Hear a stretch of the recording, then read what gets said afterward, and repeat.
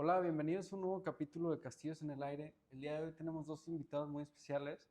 Tenemos al licenciado Juan Carlos Pérez y al licenciado Alberto Rodríguez, el cual nos estarán platicando un poquito acerca de una nueva serie de reformas que se están dando en el Congreso de la Unión. Coloquialmente se conocen como la ley espía. No sé, licenciados, si como para contextualizar a nuestro auditorio, más o menos nos puedan platicar un poquito de qué va esta ley o qué límites tiene, qué pretende, etcétera. Claro que sí, Alex, y gracias aquí por la introducción. Y pues bueno, esta se ha llamado ley espía porque hay unos artículos en los cuales nos permite a la autoridad que acceda a nuestra información prácticamente en 24 horas.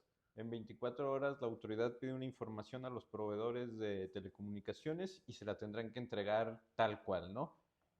Lo preocupante es que estos proveedores o estos concesionarios van a tener acceso a tu geolocalización, es decir, dónde estás en tiempo real prácticamente, tu registro de llamadas, tu registro de mensajes, tus historiales de navegación, es decir, van a saber todo lo que estás haciendo a través de tu celular, internet, tele, lo que sea. Entonces se ha preocupado mucho porque no tiene un poco o no tiene más bien bloqueos o obstáculos para acceder a esa información, es simplemente que la autoridad lo quiera.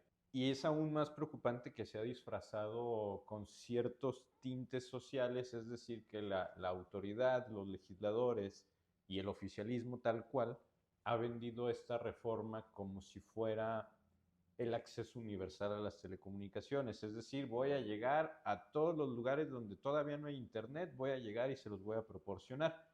Y pareciera que sí es la ley. Si tú la ves, la estructura te habla de todos esos derechos y demás, y después habla de las concesiones, y hasta el final te pone estas situaciones de que están un poquito en riesgo. Entonces es por eso que se le ha llamado ley espía. Y pues es un tema así bastante preocupante. Nosotros como abogados lo sabemos y sabemos que acceder a ese tipo de informaciones es muy delicada, ¿no? Pues ya en un ratito platicaremos un poquito más. No sé si Juan Carlos tenga algún comentario que quiera agregar. Juan Carlos, adelante, ¿tienes alguna opinión? Pues fíjate que, digo, es una iniciativa, lo dijeron en el Congreso, ¿no? Lo dijo Anaya, que es una iniciativa de 300 y tantas páginas, 313 si no mal recuerdo, que leyeron, analizaron, discutieron, debatieron y resumieron en menos de 24 horas, ¿no? Entonces, es ilógico pensar que es una ley bien planteada, una iniciativa de ley bien planteada, como bien dice el licenciado Beto, y además es una ley que frente a terceros de modo internacional nos deja mal parados, porque no nada más es acceso a la información privada en todo el momento, pero también fortifican mucho el ámbito de la censura. Entonces, como el derecho está a la opinión libre y derecho a la libertad de expresión y todo lo que tú publiques en redes se puede ver cuarteado y se puede ver sofocado por autoridades simplemente porque lo que tú estás diciendo no es del agrado del ámbito público, del interés social, del orden público. Es una ley que permite muchísimo y le da facultades a la autoridad de hacer lo que quiera con tus dispositivos privados en cuanto al contenido que tú ves, consumes o inclusive los datos que tú proporcionas a servicios varios que no necesariamente estás consintiendo a que esos datos sean compartidos con gobierno por ningún medio o por cualquier situación que se pueda dar. Ok. Oye, hace poquito también platicábamos aquí en Castillos en el Aire sobre la reforma a la ley de transparencia. ¿Tú crees que con esta ley espía el gobierno y en base a la ley de transparencia tenga alguna forma o alguna certeza de garantizarnos a nosotros los ciudadanos la protección de nuestros derechos, vaya, como le llaman, nuestros derechos ARCO, en base a esta iniciativa de ley espía? Si no mal recuerdo, en el episodio de transparencia comentábamos un poco acerca de la posibilidad de, de nosotros plantear nuestros datos sensibles, nombre, correo, biométricos, teléfono, localización, ubicación, o sea, todo ese tipo de datos sensibles, la IP, y que no había manera tal cual tácita, tangible, de poder decir, oye, ya no quiero que conozcas de eso, oye, permíteme ocultar cierta información, porque al final de cuentas son datos privados, son datos sensibles, Claro. y esto lo que hace es, puede ampliar ese panorama, porque basta con que el gobierno le diga a una compañía telefónica de red celular, oye, quiero saber absolutamente todo lo que él ha hecho contigo, ¿no? Y se lo van a dar, como dice el licenciado, en menos de 24 horas. ¿Y a quién le vas a reclamar la protección de tus derechos? ¿A cuál de los 786 órganos de transparencia le vas a reclamar tus derechos? Y además, como este es un ámbito de comunicaciones, ya no es la IFT, ya es otro órgano totalmente distinto. Entonces puede que te digan, oye, la competencia no es de transparencia, es del nuevo órgano que viene a suplir. ¿Y cuál es ese nuevo órgano? ¿Cuáles son sus procedimientos? ¿Tiene la misma reglamentación que el IFT? ¿Se va a manejar de la misma manera? Pues quién sabe. Y luego pasa que como en el tema de transparencia dan una vacatio legis de 180 días, 180 días, pero en los transitorios pueden meter, pero esto aplicará y será efectivo una vez que esté integrado todo el órgano. Y entonces pueden pasar 2 años y tú no puedes ejercer tus derechos, ¿no? O sea, esa es una realidad. Ok, muchas gracias, licenciado. Ahora una pregunta para el licenciado Beto. A mí principalmente lo que me preocupa es, primero saber qué autoridades en el ámbito federal, estatal, municipal pueden solicitar acceso a la información y si tiene que ser con orden judicial o sin orden judicial. Quería ver al respecto. Ahorita Juan Carlos nos comentaba un tema de que se desaparece el IFT, el Instituto Federal de Telecomunicaciones, y se crea un nuevo organismo, ¿no? Aquí también es preocupante por lo siguiente, el organismo que se crea es la agencia digital, y esa agencia digital está supeditada al Poder Ejecutivo, es decir, forma parte de la estructura de la Presidencia de la República. Esta es la agencia que tiene la facultad de controlar todo esto de nuestros datos. El problema es que la ley no maneja que tendrá que ser mediante orden judicial o mediante algún mandato de otra autoridad, o si estás bajo investigación penal, o si tienes algún proceso de esa índole, ¿no? Entonces simplemente lo deja abierto a prácticamente si la autoridad quiere preguntar por Alex, preguntará por Alex y entonces tendrá que el proveedor o el concesionario entregar esta información. Y es ahí donde se moldea esto que es para espionar, ¿no? Es espionaje Claro. tal cual, porque tú ni siquiera vas a saber que preguntaron por ti.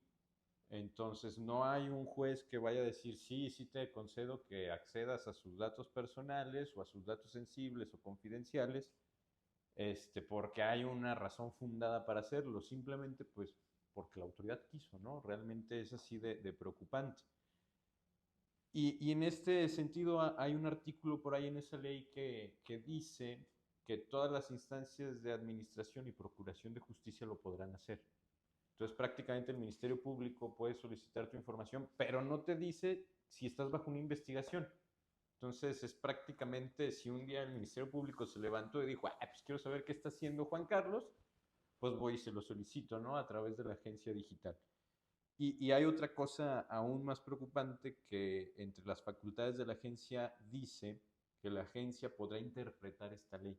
Ok, o sea. O sea, él puede darle la interpretación que él quiera al artículo, entonces va a ser a como lo quiera el Poder Ejecutivo. Si el Poder Ejecutivo quiere que sea con una orden judicial, lo va a hacer con orden judicial. Si quiere que sea aquí en lo económico, va a ser en lo económico. Entonces es muy delicado porque si nos vamos a otras reformas, la reforma judicial, ahí tajantemente se podría que la autoridad no podrá hacer interpretaciones de la ley. Entonces, oye, cuando se trata de otro poder no puedes, pero cuando se trata del tuyo es bastante factible hacer una interpretación a como tú quieras.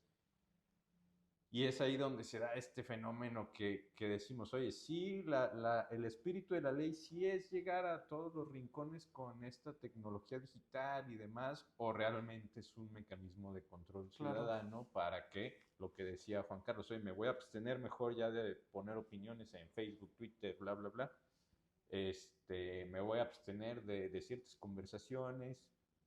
Pues pareciera que sí, ¿no? Pareciera que hay el efecto el que llaman el efecto escalofriante de que te vas a detener en muchas cosas por miedo, ¿no? Y realmente si nos ponemos a pensar, digo, no es como que nosotros seamos un blanco de espionaje del gobierno, pero pues periodistas, críticos sociales, empresarios y demás, pues va a ser un tema bastante delicado. Y quién quite que el día de mañana nosotros también, ¿no? Oye, ¿sabes qué? Estos cuates andan hablando de nosotros, pues mejor hay que pararles el carro. Ok.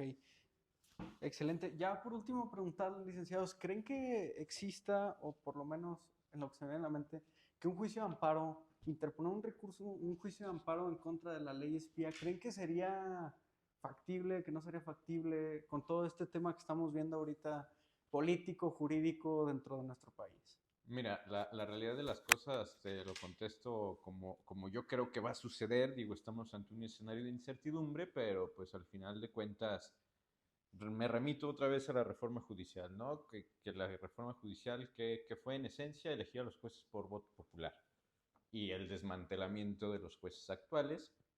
Y al final de cuentas, digo, ¿nos vamos a ir a un amparo? Sí. ¿De qué o qué?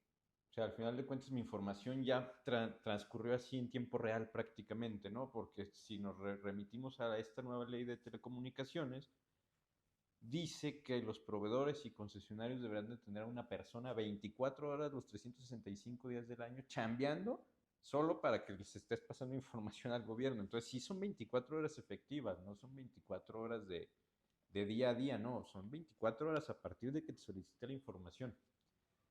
Entonces, ni cuenta te vas a dar y ya cuando te des cuenta es porque ya sucedió algo de mayor escala, ya te detuvieron, ya te hicieron algo, ya te imputaron alguna situación de delito. Entonces, ahí el amparo pues, ya es un acto consumado, ya al final de cuentas, si lo logras, pues va a ser ya en fondo, ¿no? Sabes que se obtuvo de manera irregular, pero pues la ley te lo permite. Y si te vas a la inconstitucionalidad de la ley, pues al final de cuentas sabemos cómo quedó conformada nuestra Suprema Corte y nuestro Tribunal de Disciplina, que quisiera ver que un juez se aviente el tiro a decir que es inconstitucional esa ley, a ver qué pasa, ¿no? Entonces, yo creo que sí va a ser un escenario bastante complejo y muy preocupante.